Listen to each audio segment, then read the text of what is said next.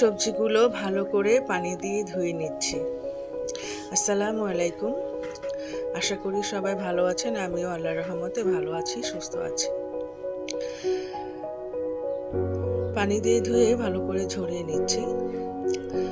এখন এটাকে আমি হলুদ মরিচের গুঁড়া দিয়ে ভাজি করে নেব। সবসময় আপনারা দেখেছেন, যারা আমার ভিডিওগুলো আগে দেখেছেন তারা জানেন যে আমি ভাজিতে কখনো হলুদ মরিচের গুঁড়া ব্যবহার করি না, কিন্তু আজকে আমি এটাকে হলুদ মরিচের গুঁড়া দিয়েই ভাজিটা করে নেব।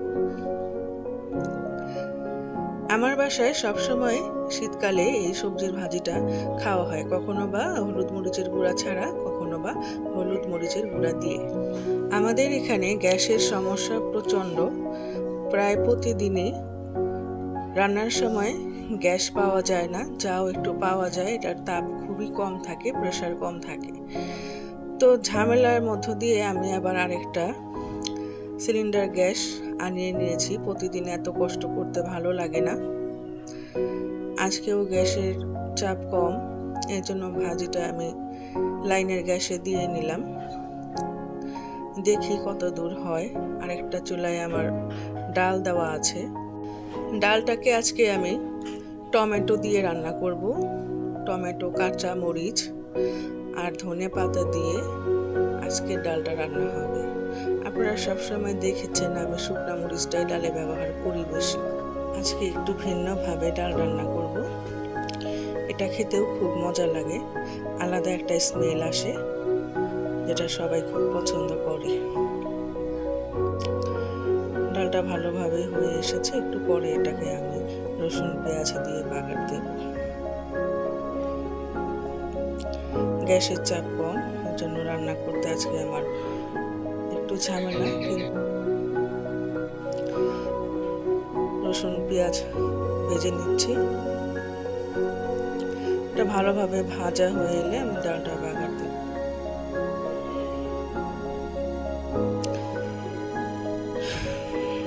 সময় লাগতেছে অনেক।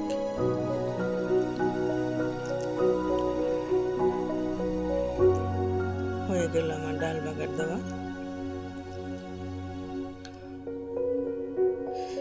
যেহেতু গ্যাসের চাপ কম, সেজন্য আমার আবার একটু নিচে যে আমি আরেকটা এলপি গ্যাস রেখেছি, সেটাই আবার আমি মাছটা কষিয়ে নেব। সবজিতে আমি একটু গরম পানি দিয়ে নিলাম, যেহেতু এটাকে আমি একটু ভিন্নভাবে দিছি। এই যে দেখেন, আমি মাছটা নিচের চুলায়, রান্নাঘরে আমার আরেকটা চুলা রাখা আছে, নিচে রাখছি আমি ফ্লোরে। ওই চুলায় আমি মাছ ভুনা করার জন্য পেঁয়াজ ভেজে নিচ্ছি। মশলা কষানো হয়ে গেছে, গরম পানি দিলাম। ভালোভাবে কষানো হয়ে গেলে এখন আমি এখানে দিলাম জিরার গুঁড়া। মাছগুলো দিয়ে দিব। মাছগুলো আমি খুব ভালোভাবে ধুয়ে পরিষ্কার করে নিয়ে লবণ আর লেবু দিয়ে ভালোভাবে মেখে ধুয়ে নিয়েছি। লবণ আর লেবু দিয়ে ধুয়ে নিলে মাছগুলো আষ্টে গন্ধ আসে না, কাঁচা কোনো গন্ধ আসে না। সবজিটা আমার হয়ে গেছে, এটা আমি এখন নামিয়ে নেব। ধনে পাতা দিলাম, একটু নেড়ে চেড়ে এটাকে আমি নামিয়ে দেব। মাছে দিয়ে দিলাম টমেটো, কাঁচামরিচ। এটাকে কিছুক্ষণ সিদ্ধ করে নিব ভালোভাবে। মাছ ভুনা হতে তার বেশি সময় লাগে না। দিয়ে দিলাম একটুখানি গরম পানি।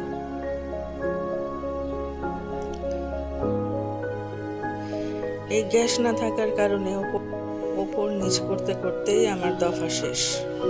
রান্না হয়ে গেছে, আমি আপনাদেরকে একটু পরিবেশন করে দেখিয়ে নিলাম। খুদা হাফেজ।